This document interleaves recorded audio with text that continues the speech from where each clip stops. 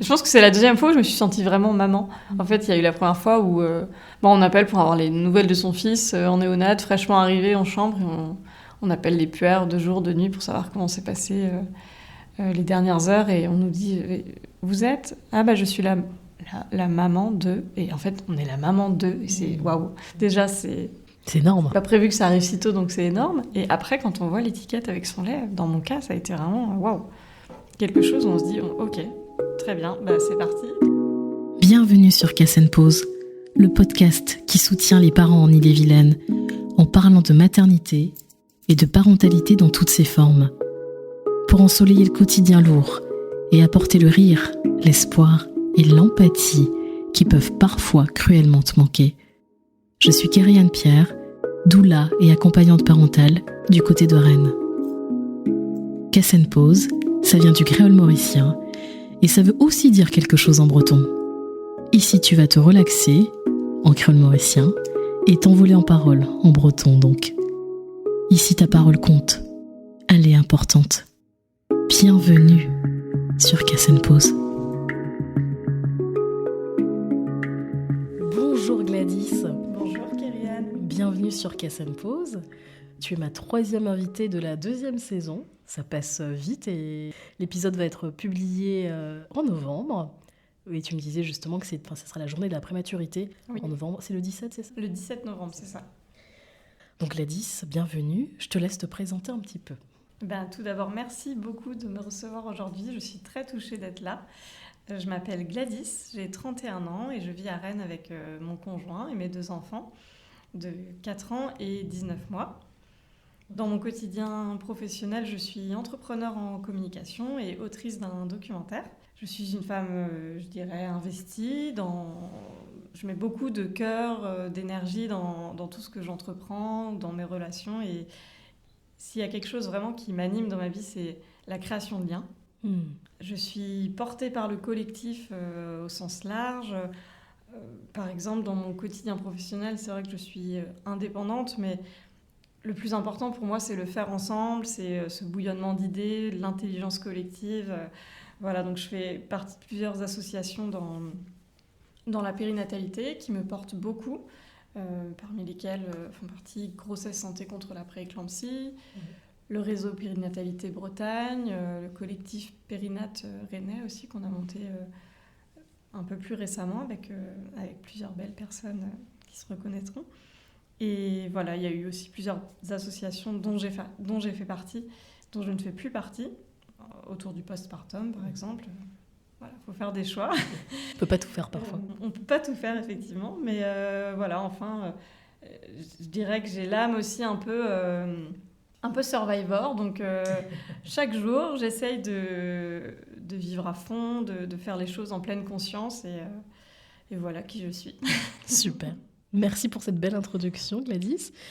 Alors du coup, la question que je pose à toutes mes invitées, comment tu te sens aujourd'hui, maintenant tout de suite ? C'est vrai que ça fait plaisir de commencer par ça. Écoute, je me sens super bien. C'est bien de le dire. Je me sens très alignée en ce moment sur plein d'aspects. Voilà, j'ai l'impression d'avoir atteint un palier récemment et c'est tout récent. Initialement, on devait tourner ce podcast il y a un mois, je t'aurais peut-être pas dit la même chose. Okay. Mais voilà, moi je me sens vraiment alignée sur ma vie professionnelle, sur ma vie au sein des associations, des projets personnels aussi, avec le documentaire qui va avancer prochainement, dont on pourra reparler. Voilà, j'ai repris un peu le sport. J'ai la chance d'être bien entourée au sein de ma famille, avec des amis extraordinaires et vraiment je chéris cette vie de famille qui est ma boussole au quotidien. On est chacun à sa place là, je trouve, c'est important de le préciser. On est en bonne santé, on se valorise tous, enfin voilà, il y a vraiment une dynamique où récemment aussi on a passé un cap avec mon amoureux, voilà, on se retrouve depuis les 17 mois de notre 2e enfant, donc vraiment, c'est bon de ressentir ça. Et on avait parlé créole mauricien une fois. Je t'avais dit mot la vie, mot l'envie. Voilà. C'est un petit peu ce que je ressens sur... Tu veux traduire ce que ça veut dire du coup ? Mes envies, mes désirs. Ouais, c'est ça. Ma vie, mes envies, voilà. Ma vie, Oui, mes mes envies, ouais. Voilà, donc ça me tenait à cœur de faire ce petit clin d'œil aujourd'hui. Merci à toi. Donc Gladys, aujourd'hui tu es venue nous parler de pas mal de choses. Donc, tu nous as expliqué aussi déjà la question du documentaire. Moi j'ai hâte d'en entendre parler un petit peu plus. Tu es venue nous parler aussi de ton parcours de mère, surtout ta première grossesse en 2020, où tu as couché en césarienne d'urgence. Et puis aussi, donc, parce que tu souffrais de pré-éclampsie, donc c'est un sujet qui te tient à cœur, on va en parler. Et tu veux nous parler aussi de ton vécu dans le postpartum avec ton bébé prématuré. Et puis le parcours de la grossesse d'après, dont on parle peu, je trouve. Et d'un allaitement qu'on appelle long, ou en tout cas dit long. Dès qu'on dépasse les 6 mois, on est un peu une créature bizarre, je trouve. Ayant allaité moi-même assez longtemps pour des gens, dès qu'on parle de cet allaitement long, ça fait bizarre. Mais je pense que ça va être un peu une question intéressante à discuter, parce que parfois les personnes ont un peu peur en se disant mais c'est trop long, on parle de complexe d'Oedipe, de choses qui n'existent pas vraiment. Donc allons-y, je t'écoute un peu sur cette première grossesse en 2020. Eh bien allons-y, c'est parti. Alors lorsqu'on a entamé les réflexions avec mon conjoint Quentin du devenir parent, de fonder notre famille, c'était une évidence pour nous. On voulait être parents. Moi, je pense que déjà depuis 2 ans, ça me trottait un peu dans la tête. Et quand le désir s'est vraiment installé en 2020, j'ai eu la chance de tomber enceinte très rapidement. Ok. Donc j'ai vécu une première grossesse vraiment merveilleuse, dans l'insouciance, je dirais. Très emplie d'insouciance, et jusqu'au 7e mois de grossesse où tout a basculé très rapidement. J'avais des symptômes tels que une prise de poids normale. Bon, jusqu'ici, j'avais pas pris beaucoup de poids, donc vraiment, c'était un symptôme que j'avais totalement masqué. On parle d'1 kilo par semaine en fin de grossesse. Enfin, en fin de 6e mois de grossesse, parce que ma grossesse s'est arrêtée à 7 mois. J'avais des maux de tête en fin de grossesse aussi qui, pour moi, dans mon quotidien de migraineuse, normalement ne m'auraient pas interpellée, mais du fait de la grossesse et des hormones, en fait, j'avais plus du tout de migraine, donc ça m'avait un petit peu interpellée. Une fatigue intense, et puis un soir au coucher, vraiment une douleur dans la poitrine. La fameuse barre épigastrique dont on parle dans le cadre d'une pré-éclampsie. Donc voilà, ça m'a amenée à consulter le médecin qui me suivait pendant la grossesse. Et là, plus de 16-10 de tension. Allez hop, direction la clinique de la sagesse où j'avais prévu d'accoucher pour des tests sanguins et urinaires, les tests de tension, et le verdict a été sans appel. Je faisais une pré-éclampsie sévère, compliquée d'un HELLP syndrome. Donc le SAMU qui arrive en trombe et direction le CHU de niveau 3 pour accoucher 2 mois trop tôt. Donc, si on doit... c'est vrai que j'aimerais bien parler un petit peu de la pré-éclampsie rapidement. C'est une complication de grossesse qui peut être soudaine et très grave pour la maman et le bébé, parce qu'on parle quand même d'un tiers des naissances de grands prématurés. Il y a des bébés qui en décèdent, et il y a des mamans qui peuvent avoir des complications à long terme pour leur santé. Et donc voilà, la pré-éclampsie, en fait, souvent on l'associe à la présence de protéines dans les urines et une hypertension artérielle. Ouais. Donc moi j'ai eu aussi le HELLP syndrome, qui est une complication potentiellement mortelle de la pré-éclampsie, qui touche, il me semble, 15% des mamans qui subissent la pré-éclampsie. Et le HELLP, c'est vraiment la destruction des globules rouges, les enzymes hépatiques élevées et une baisse drastique des plaquettes. Donc en gros, moi, le jour où j'ai découvert que j'étais en train de faire une pré-éclampsie, mon foie, mes reins étaient en train de me lâcher totalement. Et mon taux de plaquettes était très bas. Mais malgré ça, j'ai quand même pu vivre une césarienne d'urgence, certes, ce jour même, donc 3 heures plus tard. Mais une césarienne sous rachis-anesthésie, parce que mes plaquettes s'étaient stabilisées. Et donc voilà, à 32 semaines plus 4 d'aménorrhée, donc 7 mois de grossesse, j'ai donné vie à mon premier enfant. Donc je parle souvent d'un accouchement bien vécu, parce que malgré les circonstances, j'ai été formidablement bien accompagnée en fait par les soignants du CHU de Rennes, de la sagesse. Et il y a déjà un truc qui est super important pour moi, c'est qu'on m'a dit, on a mis un nom en fait sur la pathologie de grossesse que j'étais en train de vivre, et rien que ça en fait, ça fait du bien. Ça fait du bien de comprendre ce qui se passe. On m'a vraiment expliqué, on a expliqué les gestes, étaient vraiment accompagnés à chaque fois d'explications très humaines et très vulgarisées. Donc vraiment, je pense que dans l'état de sidération dans lequel on est, c'est juste ce qu'il faut. Donc voilà, mon bébé allait bien, il a presque réussi à respirer tout seul. Bien sûr, on a tous les deux eu des séquelles de cet épisode, on pourra en reparler, mais voilà, il a été hospitalisé 1 mois à la suite de l'accouchement, mais globalement, on s'en sort bien. Oui. Et ton mari, Quentin, était avec toi à ce moment-là? Il a pu être avec toi? Il a pu être avec moi, donc il a suivi le SAMU. On était en van à l'époque. J'avais le van qui suivait le SAMU de la clinique jusqu'au CHU. Et puis voilà, on était dans la même salle déjà en attendant de passer en césarienne. Il était avec moi. Il y a même les soignants, justement, pour parler d'allaitement, si on peut commencer par ça. La première fois qu'on a évoqué l'allaitement, je me souviendrai toujours, moi j'étais allongée sur le lit, on me préparait pour la césarienne, il y avait mon mari à côté, et on lui a dit, mais votre femme, vous savez si elle souhaite allaiter ? Et c'est là où en fait on prend la mesure de la chose un petit peu. Et déjà lui, naturellement, spontanément, leur a dit elle est juste derrière moi à 1 mètre, en fait elle entend tout ce que vous dites, vous pouvez peut-être lui poser la question directement. C'est super qu'il ait pu dire ça, ouais. Et voilà, je crois. Donc voilà, à 7 mois de grossesse, surtout pour un premier enfant, on n'est pas forcément informé. Moi je me souviens que j'avais la réunion sur l'allaitement prévue avec des sages-femmes formées quelques jours après l'accouchement, donc apparemment j'avais aucune connaissance de ça. Et si je peux me permettre aussi, c'était en 2021 que j'ai donné naissance à mon premier enfant, et c'était à une ère où on a une montée des informations et des intox aussi parfois sur les réseaux sociaux, donc l'allaitement en fait partie. Et finalement je me suis un peu aussi sentie chanceuse bien évidemment de ne pas être informée, parce que c'est toujours bien d'être informée et éclairée. Mais finalement, moi qui traîne beaucoup sur les réseaux sociaux, j'ai pas eu à voir des informations comme ça en fin de grossesse qui auraient pu être anxiogènes ou favoriser un choix que j'aurais pas fait normalement. Bref, donc concernant l'allaitement, ça s'est fait spontanément et heureusement d'ailleurs, j'ai été bien accompagnée là-dessus après. Ça c'est super. Donc tu disais, il y a eu des séquelles pour bébé et toi, du coup. Donc, il a été hospitalisé 1 mois. Est-ce que tu as pu rester pendant 1 mois avec lui aussi à l'hôpital ? Non, en fait, donc après la césarienne, je suis restée 5 jours en observation à l'hôpital pour avoir les soins aussi en post-op. Mon premier enfant était hospitalisé en soins intensifs, en néonat 2 au CHU de Rennes. Et je me souviens des soignants, quand j'étais en salle de réveil, qui faisaient un véritable Tetris dans l'hôpital pour me trouver une place en mater 2, justement, qui était exactement au même niveau. Et ça, je me suis dit, waouh, quelle chance. Donc, il a été hospitalisé en néonat 2, j'étais en mater 2, moi, dans ma chambre d'hôpital, toute seule, avec mon mari. Et on n'avait pas l'impression d'être tant que ça séparés, puisqu'on était au même niveau. Mais voilà, on était quand même séparés les 10 premiers jours. Donc 5 premiers jours où j'étais à l'hôpital et lui aussi. Ensuite, j'ai trouvé ça très dur. Je suis sortie de l'hôpital sans mon bébé le jour de la fête des mères en plus. Là, ça a été très très violent. Je m'y attendais pas. Des pleurs et voilà, de l'incompréhension. Et on commence aussi à réaliser ce qui se passe. Et voilà, donc 5 jours où il était tout seul en néonat à l'hôpital. Donc on restait pas dormir. Il avait juste une petite chambre, à peine 8 mètres carrés. Enfin, c'est tout petit, hein. Et moi, j'étais à la maison, donc on faisait des allers-retours toute la journée. Et moi, je passais mes journées là-bas en peau à peau. Mon mari aussi.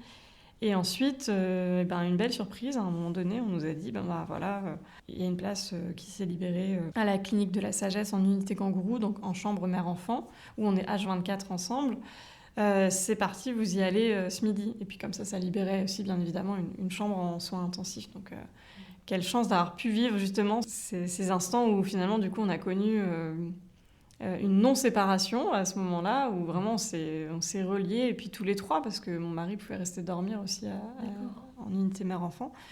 Donc on a fait nos débuts de vie vraiment, vraiment en famille là-bas. Et ça a été vraiment un sas avant la maison aussi qui a permis une arrivée sereine à la maison, puisqu'on connaissait déjà notre bébé. Oui. Donc finalement, vous êtes resté 2 semaines avec lui en unité ? Oui, 2 grosses semaines. 2 grosses semaines, effectivement. Et donc dès qu'il allait mieux, c'était bon pour vous, et puis vous avez pu regagner le chemin. Enfin, vous deux, oui, mais lui, il a pu découvrir la maison finalement. C'est ça. En fait, on est rentré à la maison à 36 semaines finalement, donc un peu plus. Et c'était formidable. Bien sûr, on avait un bébé tout petit qui avait vraiment des besoins intenses, et comme tout petit déjà. Et on a vraiment profité à ce moment-là. Mon mari avait bénéficié du congé dans le cadre du congé du coparent dans le cadre d'une hospitalisation du nouveau-né. C'était un congé de 30 jours, donc finalement, c'était même pas tout à fait 30 jours, notre hospitalisation. Il a pu en bénéficier, puis après, il a repris le chemin du travail petit à petit, mais on a quand même pu avoir un temps à 3 à la maison pour savourer en quelque sorte cette normalité de congé parental vécu ensemble. C'était chouette quand même, malgré le contexte. Oui. Donc on était encore pendant la période du Covid à ce moment-là, ou de la Covid, selon ce qu'on préfère dire. Toi, tu as vécu ça comment quand Quentin est retourné travailler finalement, vous vous êtes retrouvés tous les deux avec ton premier enfant. C'était comment cette expérience de postpartum juste immédiat là, sur les 3 premiers mois? C'est vrai que déjà, pour se remettre dans le contexte vraiment du postpartum immédiat, en couple, vraiment, on ne s'est pas rendu compte tout de suite de cette parentalité cabossée, de cette entrée en la matière plutôt alambiquée et non conventionnelle, on va dire. Donc, c'est vrai que c'est pas normal d'accoucher 2 mois trop tôt, c'est trop tôt. Donc, dans le contexte de naissance prématurée, en fait, déjà, quand on était à l'hôpital, quand je venais d'accoucher, en fait, on n'a pas le choix, on y va. Tu te mets debout dès le lendemain de ta césarienne parce que ton fils est hospitalisé au même étage que toi. Tu te sens très chanceuse de ça. Il est en vie. Et pour le moment, je dis bien pour le moment, il va bien parce que c'est vrai qu'en néonat, on dit toujours que c'est au jour le jour. Hein. Donc voilà, on s'est senti très chanceux de ça, je pense. Et on était vraiment parti dans le vortex de la néonate où on est un petit peu en pilote automatique. Et chaque jour, c'est pour notre enfant en fait qu'on vit ce postpartum immédiat. Donc je sais qu'on l'a vraiment vécu comme ça à ce moment-là. Et mon mari, Quentin, j'ai des souvenirs de lui qui m'enfilait mes bas de contention, qui me préparait mon tire-lait, qui me sortait le fauteuil et hop, tu cours presque en néonate pour passer des heures en peau à peau, alors qu'on vient de t'ouvrir 6 à 7 couches de muscles, de peau, d'entrailles. Parce qu'en soins intensifs, voilà, t'as ton petit bout d'à peine 2 kilos qui se bat pour vivre. Donc toi, ton couple, ça passe forcément en second plan. Mais il y avait quand même cet élan vraiment de solidarité incroyable entre nous, entre Quentin et moi, avec le recul. D'ailleurs, c'est peut-être même les souvenirs les plus touchants que j'ai de notre entrée dans la parentalité. Finalement, ça devait se passer comme ça. C'est ceux de notre couple, en fait, ces souvenirs de ce couple qui vit ensemble la sidération, qui essaye de trouver des ressources simples pour célébrer malgré tout cette naissance et cette nouvelle étape. Donc voilà, je me souviens qu'on écoutait de la musique plutôt joyeuse dans notre chambre d'hôpital, déjà pour masquer on va pas se mentir, pour masquer les pleurs des autres bébés dans les autres chambres, parce que nous, on était tout seuls. Donc on écoutait du Sega. On écoutait... Il y avait une musique guadeloupéenne aussi qui s'appelait Danse Maloya. Non, une réunionnaise. C'était vraiment notre musique phare. On l'écoutait tous les jours. Donc voilà, pour combler le vide du bébé qui n'est pas là. Mais voilà, on passait énormément de temps ensemble, tous les 3 aussi, dans la petite chambre de néonat, dans la chambre numéro 18, je me souviens. Ouais, quand même. C'était quand même devenu un cocon. On essayait de mettre des photos, de l'habiller un peu comme une chambre, malgré tout. C'était tout bête, mais on emmenait des affaires, des bodys, des vêtements. On savait qu'il n'allait pas du tout les mettre, mais c'était un peu sa première chambre, donc on voulait que ce soit quand même plus chaleureux. Donc voilà, notre cocon, il était quand même beau, malgré les bruits, les scopes, les bips partout et les fils. C'était notre premier environnement de famille, on va dire. Donc voilà, ce début de postpartum, on l'a vécu sans trop se rendre compte, mais avec du recul, en fait, je pense qu'on a été bien accompagnés aussi par le corps médical, par les infirmières puères qui nous ont vraiment laissé notre place de parents, qui nous intégraient dans le parcours de soins. C'était incroyable la façon dont ça a été fait. Bien sûr, il y a des petits couacs, il y en a certaines qui m'ont pas super bien accompagnée sur l'allaitement, mais ça reste vraiment des cas isolés. Et puis des fois, c'est des paroles en fait que les soignants ont envers les parents, ils se rendent tellement pas compte. Et nous, en fait, on est tellement en vulnérabilité déjà d'une quand on devient parent, mais en plus dans ce contexte-là de prématurité, qu'on prend les choses tout de suite très à cœur, en fait, on réfléchit pas, on applique ce qu'on nous dit et on s'en remet beaucoup aux soignants. Donc voilà, mais vraiment une bonne entrée en la matière, on va dire. Et c'est plutôt plus tard que ça a été plus compliqué. Je me souviens qu'une fois, la pédiatre qui suit mon aîné, du coup, dans le cadre de sa prématurité, c'est la pédiatre du réseau Bien Grandir en Bretagne. Elle m'avait dit, vous n'avez pas l'impression que ce premier mois de vie à l'hôpital, vous a volé votre congé mat. Ça a été clairement un élément déclencheur où je me suis dit, mais oui, clairement, avec le recul, je trouve ça injuste. Oui. Mais voilà, comme je disais, c'est comme ça que ça devait se passer. Donc, notre entrée dans la parentalité a été douce malgré tout. Donc, le postpartum immédiat, je l'ai plutôt bien vécu. Vraiment, j'ai eu le sentiment aussi, quand je suis arrivée en clinique, après, d'être aussi autant choyée que mon bébé, finalement, sur l'allaitement. Elles m'ont vraiment beaucoup accompagnée, beaucoup encouragée, vraiment très soutenante et dans un contexte de non-jugement, de bienveillance qui a été vraiment propice à, je pense, du coup, un allaitement non écourté. Et surtout, une entrée dans la matière qui s'est plutôt bien passée. Donc voilà, comme je disais tout à l'heure, en plus, après, nous, on est rentrés à la maison après ce sas d'unité mère-enfant qui a fait qu'on n'était pas stressés parce qu'on connaissait déjà notre bébé. Mais c'est plutôt à la date du terme que ça a été une autre histoire. Là, ça a été très violent. Ça a déclenché quelque chose, tu veux dire, de stressant, d'anxieux chez toi ? Oui. Chez vous deux, peut-être même ? Chez moi, sûr. Après, je pense que chez Quentin, c'était peut-être plus tardivement. Après, on ne sait jamais vraiment ce que vivent les coparents. Il y a la peur pour l'enfant, mais il y a eu aussi la peur pour toi, bah oui. Pour moi. Et c'est vrai que ça, c'est un travail aussi peut-être à plus long terme qu'on fait. Nous, on en parle un peu plus tard.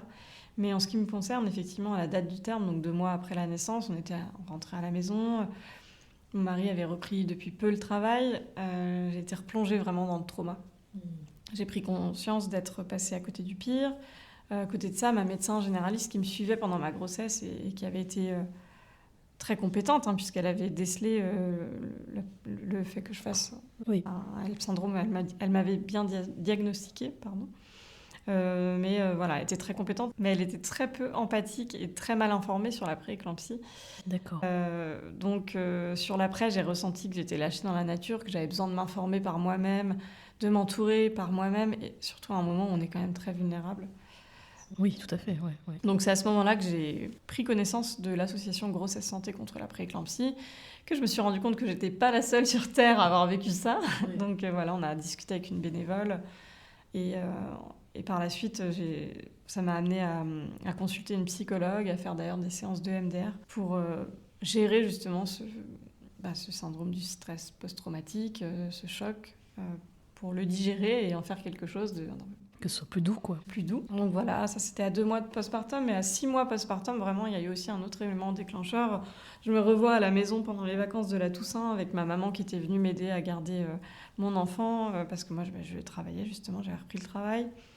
Je tire à l'étais, donc le midi, il fallait que je rentre tirer mon lait, tout ça. Enfin, c'était très fatigant. La fatigue physique s'était ajoutée à la fatigue émotionnelle, et c'est là que j'ai commencé à prendre conscience de ce que j'étais en train de vivre depuis des mois, la période du postpartum. Voilà. Et je me suis vraiment prise de passion pour ce sujet.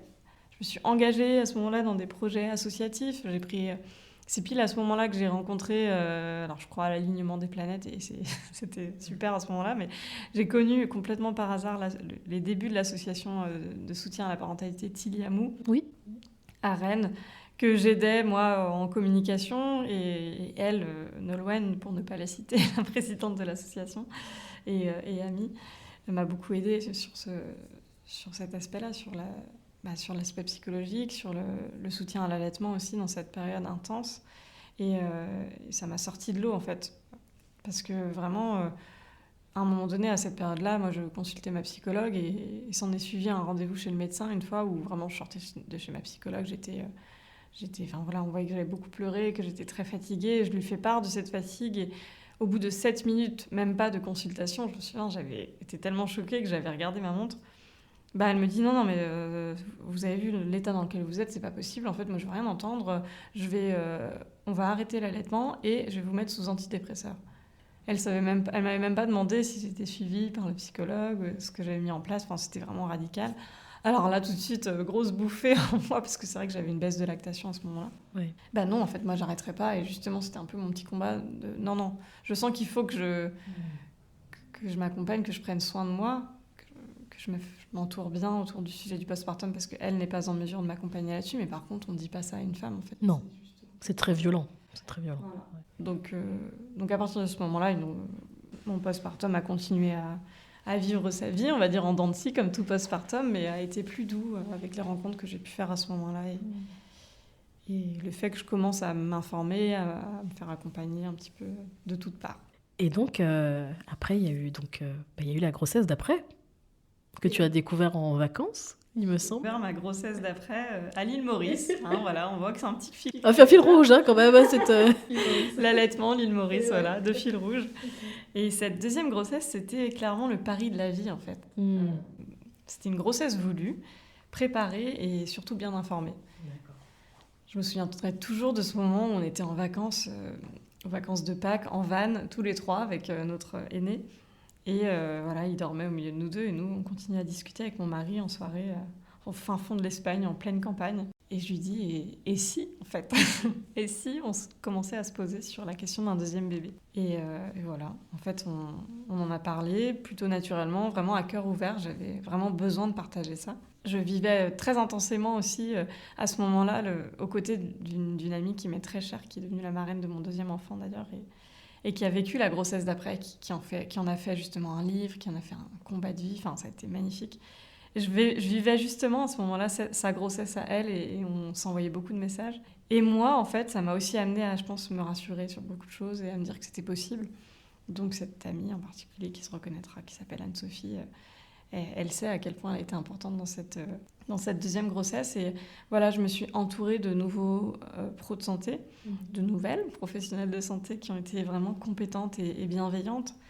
Un collectif de femmes formidables et des amies qui ont été très soutenantes. Ma famille a été très inquiète, je pense, au début. Mais je pense qu'en voyant que j'avais un traitement en lequel j'avais vraiment confiance, que je savais qu'il était très bon pour minimiser le risque de récidive de prééclampsie, c'est le fait de prendre de l'aspirine à faible dose, en fait, dès qu'on sait qu'on est enceinte. Vraiment, je pense que vraiment, autour de moi, de savoir que j'étais aussi bien suivie, que j'étais sereine, en fait, et que j'avais ce traitement-là. Ça a été un petit peu un cocktail vertueux où je pense que ma famille s'est beaucoup moins inquiétée au fil des mois, même si, bien évidemment, il y a la date du terme du premier, il y a des petites inquiétudes toujours qui ponctuent la grossesse, parce qu'on est d'accord, c'est jamais un parcours lisse. Mais je pense que j'ai réussi à transmettre ma non-inquiétude, en fait. Vraiment, je pense que les mois passaient et moi, j'étais apaisée, bien informée. Je me suis vraiment sentie... j'ai vraiment senti que je profitais de cette grossesse. Comme je dis souvent, vraiment, je l'ai savourée. Je me suis autorisée plein de choses comme le yoga prénatal, la danse prénatale, l'hypnose. Ça a été vraiment des choses très bénéfiques pour moi. Ça a été une grossesse en mouvement, en fait. Et j'ai adoré et j'en ai vraiment profité. Et ça a été important pour moi de bien vivre cette deuxième grossesse pour bien préparer mon accouchement aussi. Un accouchement voix basse d'ailleurs, versus la césarienne d'urgence, c'est sûr que c'est pas la même chose. Bon, avec quand même une arrivée en salle d'accouchement où j'ai versé toutes les larmes de mon corps, ce qu'on venait de passer en plus devant l'unité kangourou, qui rappelait beaucoup de souvenirs. Et je me revois faire part de cette crainte de la deuxième césarienne parce que là, elle arrivait en pleine conscience justement. Je la voulais pas, je me disais non, j'espère qu'on va tout faire pour l'éviter. Et dans mon cas, effectivement, il y avait aucun signe qui me disait que j'allais partir en césarienne, bien au contraire. Donc voilà, passer cette petite inquiétude, cette grosse inquiétude dont j'ai fait part au corps médical qui m'accompagnait, en fait, c'était parti. Et ça a été vraiment d'ailleurs mon accouchement, plus que je pense l'accouchement de mon mari et moi. Enfin, ça a été vraiment ma grossesse, mon accouchement. C'est un peu inexplicable, mais je pense que je me suis vraiment approprié cette grossesse et cet accouchement qui ont fait que voilà, j'ai très bien vécu ces choses-là. Le deuxième postpartum a été très dur physiquement parce que là, on a plus conscience de ce qu'on vit. Il y a vraiment des maux de grossesse, enfin des maux de postpartum dont j'avais pas connaissance pour le premier. Et pourtant, le premier, la césarienne, c'est quand même... C'est costaud. C'est quand même très costaud en postpartum, mais encore une fois... On vit pas trop pour soi dans ces moments-là, donc on fait pas trop attention. Mais quand on a son bébé qui va bien, près de soi, avec un allaitement qui roule, avec le fait qu'on rentre à la maison tout de suite après la naissance et tout, en fait, on a le temps de penser à soi, à ses douleurs et être focalisé sur les gros bobos du postpartum qui font que cette entrée en la matière peut être quand même emplie de souffrances quand même, qui font que parfois ça joue aussi sur le moral. Mais très bien, sinon vraiment, je suis très contente de cette deuxième grossesse et de ce deuxième accouchement qui a été très salvateur en fait. Un peu une revanche sur ta première. C'est ça que je voulais te dire tout à l'heure. C'est un peu une revanche sur ta première ta première grossesse, ton premier accouchement, qui aurait peut-être pu être différent et qui ne l'a pas été, que tu as accepté, que tu as digéré. Mais c'est toujours difficile parce qu'on a ce rêve-là et après, il y a la réalité. Donc, c'est dur aussi de pouvoir refermer. La page, elle est peut-être plus claire, la boucle est bouclée dans un sens. Oui, complètement, c'est ça. J'ai connu l'accouchement voix basse, j'aurais jamais pensé à avoir un deuxième enfant déjà aussi. Ça, c'est vraiment quelque chose où on a mis du temps, pas tant que ça, mais on a quand même mis du temps à accepter ça. Et en fait, c'est beau. On regrette pas. C'est émouvant. Ouais, c'est une autre vie. Vous êtes devenus parents pour la deuxième fois, du coup. Et donc, tu me disais, vous êtes repartis assez rapidement de la maternité ? Alors, encore pas assez rapidement à mon goût, parce que quand il y a un premier enfant à la maison, on a vraiment hâte de le rejoindre. Mais voilà, on est reparti de manière classique 2-3 jours après l'accouchement. Et voilà, le postpartum, c'est toujours en dents de scie. Mais c'est vrai qu'avec un premier enfant à gérer, c'est vraiment quelque chose de costaud aussi. Une autre dimension qui s'ajoute à la première. Il y a forcément toujours on se trouve déjà, en tant que femme, je pense, toutes les raisons de culpabiliser au quotidien, mais alors encore plus en postpartum avec un aîné. On a envie de se départager et en même temps, on n'est pas du tout en bonne condition physique. On mange dans sa chambre, on a l'impression d'être dans le prolongement de l'hôpital à la maison, mais en même temps, on prend soin notre famille prend soin de nous, c'est appréciable. Mais il y a eu quand même des moments où c'était dur, en fait, parce qu'on crée notre famille, on est à 4, super. Mais en fait, moi, je suis dans la chambre avec mon bébé parce que je suis tellement au bout de ma vie en postpartum immédiat que vraiment, je ne peux rien faire et je dois rester allongée parce que vraiment, les hémorroïdes, les points qui font mal, ça a été coup de massue. Donc parfois, vraiment un peu l'impression, ce sentiment de solitude malgré nous et de quand est-ce que ça s'arrête, quoi. mais sinon, après, j'ai été très soutenue dans le deuxième postpartum. C'est vraiment quelque chose qui a fait que je l'ai bien vécu.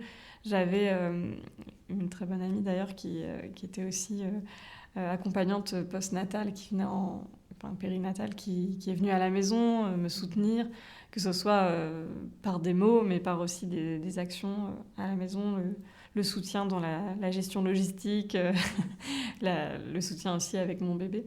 Dans les premiers temps, elle est venue à la maison et voilà, elle me soulageait énormément sur le fait de prendre mon bébé de temps en temps, où j'avais vraiment besoin, moi, d'avoir des temps rien que pour moi. La gestion de la maison, la vaisselle, les machines. Prendre une douche. Seule. Seule. C'est pas mal. Voilà, c'est vrai que c'est des choses où ça, on avait vraiment anticipé pour ce deuxième postpartum. On avait dit pas de jeu, pas de peluche, rien. Faites une cagnotte, les gars. On veut juste une belle séance photo pour célébrer cette famille. Mais carrément. Et justement, une cagnotte pour à l'époque, Jen and the Kids, qui est venue à la maison et qui a fait... qui a fait que j'ai bien vécu ce postpartum aussi. Donc, j'avais aussi des amis qui toquaient juste parfois à la porte avec je t'ai cuisiné des boules d'énergie, tiens, voilà un repas, tiens, on le partage pas, c'est comme tu le sens, c'est en fonction de ta fatigue. Enfin, waouh, en fait, c'est un peu le postpartum rêvé quand même. Donc, j'avais des amis qui étaient venus aussi faire une mama blessing, je me souviens, un mois avant d'accoucher et qui m'avaient rempli mon congélateur. En fait, c'est juste que toutes les mamans aimeraient, toutes les familles aimeraient. Parce que d'une part, c'est bénéfique pour la maman, mais aussi pour toute la famille. Et voilà, vraiment, ce postpartum, il a complètement été géré de manière différente aussi. Sur la continuité de cette grossesse en mouvement, il y a eu ce postpartum en mouvement aussi. J'ai continué le yoga, mais vraiment en postnatal avec ma sage-femme, avec qui je comptais vraiment garder le lien. Je me suis sentie tellement en phase avec cette personne que j'étais très contente de pouvoir faire ça. Ça me faisait vraiment du bien au moral. C'était qu'une fois par mois, mais je m'en souviendrai toujours. Et voilà, la danse postnatale aussi, en portage avec une doula formée, c'était super.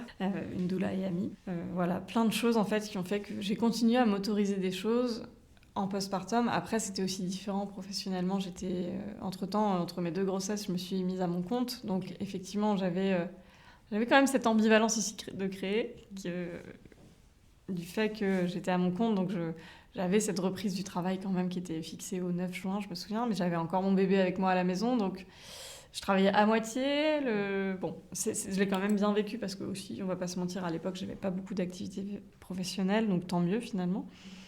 Mais voilà, j'ai passé beaucoup de temps avec mon deuxième enfant, ça m'a fait vraiment beaucoup de bien. Je pense que pour la création de liens, pour l'allaitement, pour plein de choses, ça a été très bénéfique. C'est moi où on était tous les deux.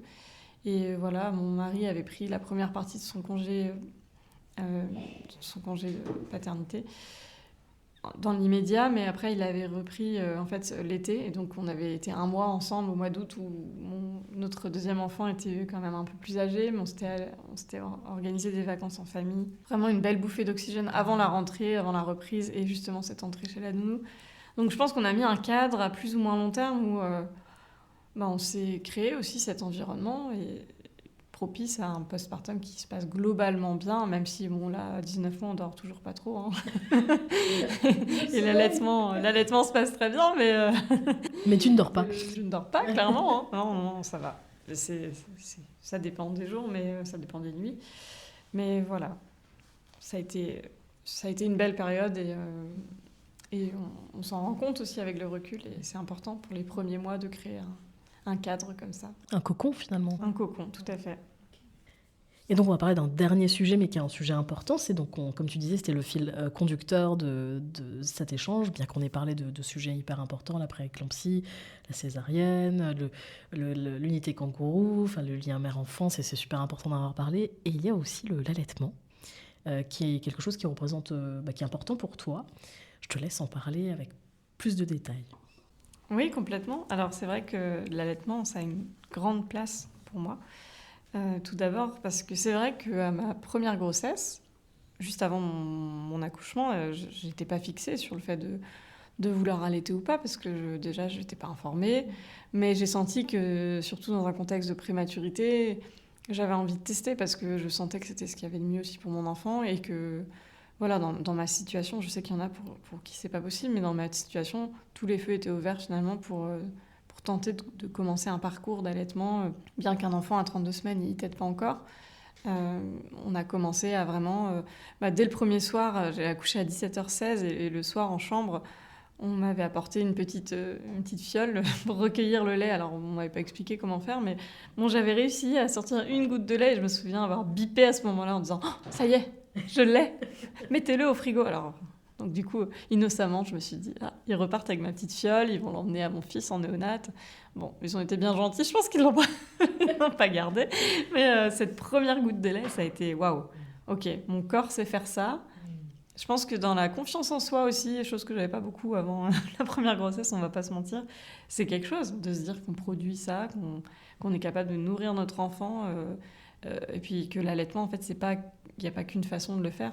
Tout à fait. On peut aussi le faire en étant maman prématurée avec son fils qui est né 2 mois plus tôt. Donc en néonate, un beau matin, on me dit, le lendemain, du coup, le 26 mai, le lendemain de sa naissance, on me dit, voilà, vous voulez allaiter, voici le tire-lait. Paf, on pose le gros truc jaune Medela, on m'a pris à moitié la taille des tétrelles. Là. Alors, voilà, ok, donc j'ai essayé de retenir comment on assemblait tout ça. Mon mari, surtout, hein, ça a été lui qui a été... Je l'appelle toujours mon conseiller en lactation. Voilà. Il est monteur. Si tu nous écoutes. Quentin, merci. Mais à ce moment-là, effectivement, j'ai plein de photos. On a tout documenté, d'ailleurs. Mais j'ai plein de photos, de vidéos de nous, des selfies en train d'allaiter. Enfin, de moi avec le tire-lait, lui en peau à peau avec l'enfant. Et surtout, vraiment, cette première fois avec le tire-lait, je me suis dit, OK, toi et moi, il paraît qu'on va cohabiter pendant certains mois, je ne sais pas combien de temps, mais je ne sais absolument pas t'utiliser, et ni combien de temps. Donc au début, tu essayes, tu te dis, bon, ça vient pas, il n'y a rien qui sort, ça doit être normal. J'en fais part aux puères qui me disent, oui, la première fois, machin. Alors la deuxième fois, bon, je pense qu'elles m'ont un peu plus accompagnée, je ne me rappelle plus très bien. Et elles m'ont dit, voilà, regardez, vous voyez, ça sort là, donc... Petit à petit, millilitre par millilitre, on est fiers de voir un peu ce colostrum qui sort de soi. Et juste, en fait, ça permet de créer du lien avec notre enfant qui est en néonate, qui est tout seul dans sa chambre, tout seul en train de dormir dans son petit lit. Et nous, on est toutes les 2-3 heures pendus au tire-lait dans sa chambre de mater. On nous dit bien d'ailleurs qu'il faut vraiment regarder des photos de lui, des vidéos de lui pour favoriser la montée de lait, la lactation. Et du coup, en fait, on se dit que c'est quand même un lien qui se crée à distance, mais ça contribue vraiment à ça. Moi, c'est comme ça que je l'ai vécu, l'allaitement. Et le jour où on était encore en néonate 2, du coup, donc c'était avant ses 10 jours de vie, il commençait vraiment à montrer des signes qu'il t'était, qu'il avait vraiment envie, qu'il arrivait. Et c'était super, en fait. On mettait du coup il avait quand même sa sonde, mais Voilà, on favorisait avec des petites compresses avec mon lait, autour de sa bouche, de son nez. On essayait de développer vraiment au maximum le fait qu'il puisse, qu'on puisse mettre un cadre propice à l'allaitement. Il a bénéficié du don de lait de maman, donc du don de lait anonyme. J'ai trouvé ça incroyable. Je connaissais pas tout ça, cette machine. Cette entreprise qui est le Lactarium, qui se situe au CHU de Rennes d'ailleurs. Donc vraiment, voilà, on tenait à le nourrir. Là encore aussi, parce qu'on nous avait vraiment intégrés dans le parcours de soins. Mais voilà, dès qu'il y avait l'alimentation, je me souviens, c'était les 11h30, 14h30, 17h30, on essayait d'être là pour lui donner en seringue poussée. C'est 3 millilitres, 6 millilitres, 30 millilitres de lait sur 30 minutes, parce qu'il ne fallait pas qu'il fasse une fausse route. Il fallait qu'il digère bien. Donc voilà, les premiers pas dans l'allaitement, ça a été qu'il a bénéficié d'autres laits que le mien. Mais je ne l'ai pas mal vécu, au contraire, j'ai trouvé que c'était vraiment une chance. Puis arrive le jour où on nous dit là c'est votre lait, c'est bon, il a été pasteurisé.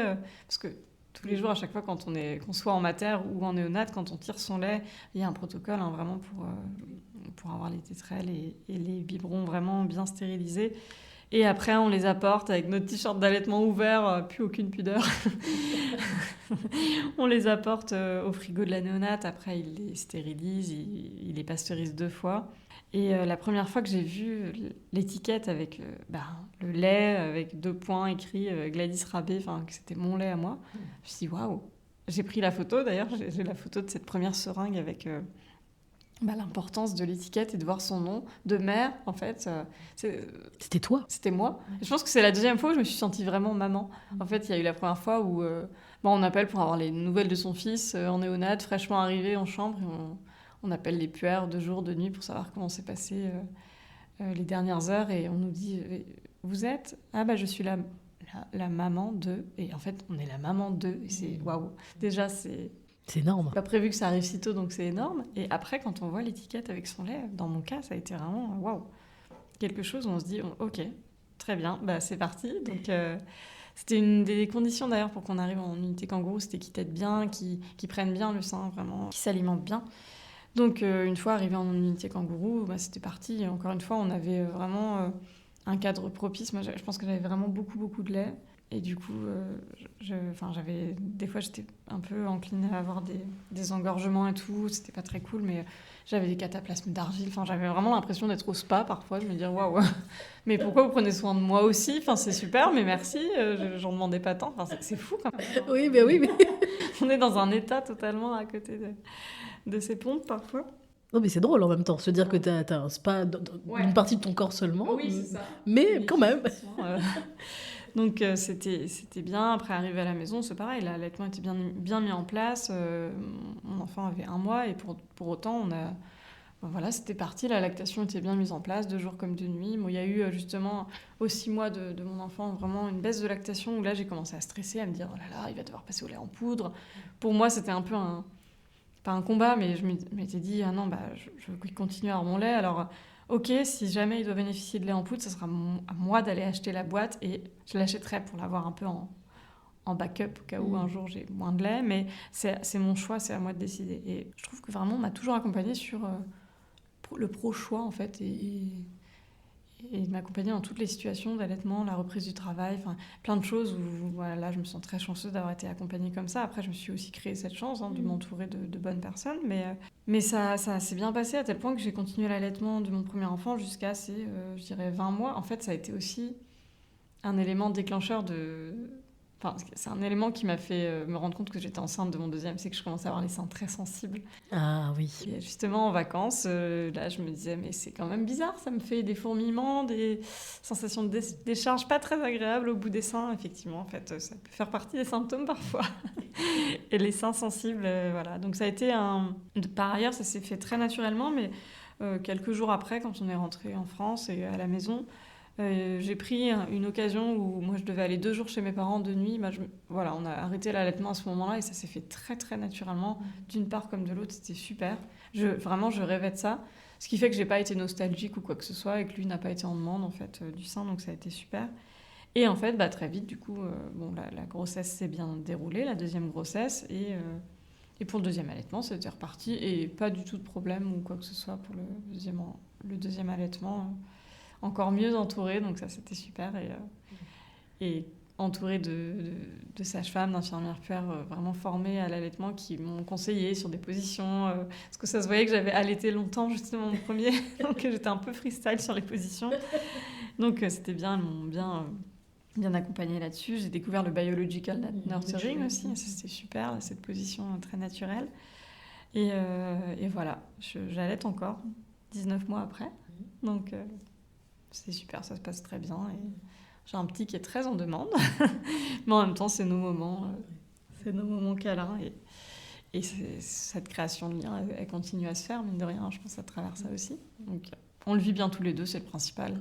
On fait fi des remarques parfois, surtout quand c'est le deuxième enfant. Je crois qu'on s'en préoccupe encore moins, mais c'est chouette, ouais. On a eu quand même pas mal de remarques pour le premier, mais c'est pas grave en fait. Les gens connaissent pas aussi. C'est ça, je pense qu'il y a culturellement il y a une grande difficulté à accepter déjà 2 mois quand on retourne travailler, pour avoir vu certaines mamans dire après 2 mois et demi il faut que je m'arrête parce que je retourne bosser. C'est vrai que c'est parfois une aberration, puisque comment veux-tu allaiter comme le recommande l'OMS 6 mois si tu retournes bosser, et en même temps c'est possible parce que tu tires à l'aide, mais ça demande quand même beaucoup de ressources, et c'est vrai que c'est comme je disais au début, allaiter plus de 6 mois, c'est toujours un peu particulier, les gens ne comprennent pas, il y a une crainte d'autre chose en fait, oui. Alors qu'il n'y a pas autre chose. Non, c'est clair. Je suis très saine d'esprit, je le fais pas pour moi, je le fais pour nous. C'est naturel, voilà. S'il demande à arrêter, s'il montre des signaux, bien sûr que je l'écouterai, je vais pas le forcer. Mais en fait, c'est une aventure de famille aussi, c'est une aventure de couple aussi. Il n'y a pas que la maman qui allaite, il y a le papa ou le coparent qui apporte le verre d'eau, qui donne à manger. Non, franchement, ça peut être une crainte aussi d'ailleurs de certains parents qui disent moi je veux pas trop allaiter ou alors faire du mix dès le départ parce que j'aimerais bien que le coparent s'implique, mais en fait on peut impliquer le coparent dans l'allaitement complètement. Et d'ailleurs on doit impliquer la société entière dans l'allaitement, qui est une affaire de société. Ouais, comme à peu près tout, c'est vrai que l'allaitement, la maternité, la parentalité, c'est politique, c'est des choix de société. Voilà. Merci beaucoup Gladys déjà d'avoir parlé de tout ça. Comme toujours à la fin, je demande les messages pépites et les messages coup de gueule. Alors que ce soit lié à ta maternité, ta parentalité, ou première ou deuxième grossesse, ou les deux. Un message pépite déjà, c'est effectivement on parle beaucoup de prendre soin de soi avant de prendre soin des autres. C'est vrai que c'est clé. On n'en prend pas forcément la mesure quand on est parent de préma, quand on est jeune parent, quand on vient d'être parent en fait. On est tellement dans un état de vulnérabilité et on n'a pas tous les mêmes entourages, le même cadre, le même environnement. Mais en fait, accepter l'aide, poser des limites, vraiment s'écouter au mieux qu'on puisse le faire, c'est vraiment clé pour effectivement se sentir bien et pouvoir justement prendre soin d'autrui, donc pouvoir prendre soin de ses enfants. C'est sûr que c'est capital. Après, voilà, c'est aussi souvent plus facile à dire qu'à faire, on va dire. Mais voilà, si j'avais un conseil à donner, c'est accepter l'aide parce qu'on en a toujours besoin en tant que jeune parent. Et même tout au long de notre parentalité, on a besoin de soutien, en fait. Donc ça serait un message pour les parents. Mais sinon, un message pour ceux qui ne sont pas forcément parents ou pour les familles, c'est vraiment écouter, soyez dans le non-jugement, même si c'est compliqué au vu des générations. Il y a plein de choses qui font que on a nos propres expériences aussi. On a tous des biais.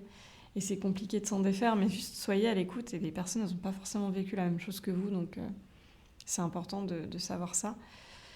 Et moi, mon coup de gueule, vraiment, ça a été en lien avec ma première grossesse et surtout le sexisme au travail que j'ai subi tout au long, déjà, je pense, de ma première expérience pro. Et dans le cadre de ma maternité, j'ai eu pas mal de remarques sur la grossesse, sur ma maternité, sur l'allaitement, sur plein de choses qui ont fait que déjà je suis partie de cette entreprise, mais je veux dire, ça peut être très très violent en fait, les remarques qu'on fait aux femmes ou aux parents en général, le fait qu'on nous culpabilise de partir tôt parce que notre enfant a 42 fièvres, on nous dit ah, on n'est pas à la RATP ici.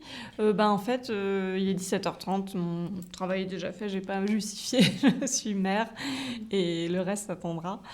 Il y a vraiment encore beaucoup de travail d'acculturation, de vulgarisation, je ne sais pas ce qu'on pourrait faire de plus. Je sais qu'il y a beaucoup de choses qui sont en train d'être mises en place et il y a des entreprises qui travaillent vraiment là-dessus, mais vraiment si on pouvait accompagner les dirigeants, hommes surtout, Il faut le dire. Il faut le dire. Ouais. Parce que voilà, le jargon du postpartum. Le postpartum, quand j'ai dit à mon chef que j'étais en postpartum, il m'a dit ah bon, mais t'es en dépression, il faut que tu consultes un psy. Bon, tout ça sur le ton de la rigolade. Merci, d'ailleurs, je le fais déjà. Non, le postpartum, c'est pas ça. Pas ça. C'est pas ça. Non, il y a eu des remarques complètement déplacées qui m'ont vraiment, vraiment beaucoup marquée sur le fait que, comme mon enfant était prématuré, mon mari et moi, on travaillait dans la même entreprise, on nous avait mis dans une bulle totale de télétravail, on était les seuls en entreprise à être en télétravail parce que, entre guillemets, je cite, vous mettez votre enfant dans une bulle. Bon, il y a plein de choses qu'on a encaissées et qui étaient vraiment pas faciles à encaisser et qui m'ont vraiment beaucoup marqué. Mais voilà, faites attention aux femmes, aux mères et aux papas aussi, aux coparents en fait, qui reprennent le travail parce que c'est vraiment, on est une autre personne en fait, on n'a pas les mêmes priorités et c'est normal. Et les femmes ne sont pas moins efficaces, au contraire, une fois qu'elles ont repris le travail, elles ont encore plus monté en compétences en fait, donc valorisez-les et ça va bien se passer, je vous l'assure. Ça va bien se passer pour eux. Ouais. C'est ça. Alors Gladys, comment tu te sens là maintenant, en cette fin d'interview ? Je te regarde dans les yeux, je te remercie vraiment. On parlait de messages pépites, mais vraiment, c'est toi la pépite de créer ce podcast qui vraiment libère la parole et nous met dans un environnement où on a envie de se livrer et je me sens super bien en fait et j'ai beaucoup de gratitude envers toi et je te remercie vraiment beaucoup pour tout ça. Merci, maintenant je suis émue. Comment vais-je clore cet épisode ? Merci à toi, c'était vraiment... Je dis toujours ça, je dis toujours que c'est chouette d'avoir les invités, les mamans en face de moi, mais c'est toujours vrai. D'entendre aussi votre vulnérabilité, d'entendre ce que vous avez à dire, d'entendre les coups de gueule, les trucs super, les trucs moins super. Donc merci à toi d'avoir pu partager tout ça aujourd'hui, tous ces sujets qui sont importants, dont on parle peu. Merci pour ton côté très solaire aussi aujourd'hui, Gladys. Merci. Et à très bientôt. À bientôt. Vous venez d'écouter un épisode de Casse & Pause. Si Casse & Pause vous a plu, je vous serai reconnaissante de vous abonner, de le liker, de le partager, de le commenter pour que ce podcast vogue encore plus loin. Je vous laisse sur les notes de Free Your Soul de l'artiste britannique Handpan Joe, un joueur de handpan. Joe a très gentiment accepté que j'utilise sa musique pour le podcast. Je vous invite à l'écouter, ce qu'il fait d'une douceur incroyable. D'ici là, take care.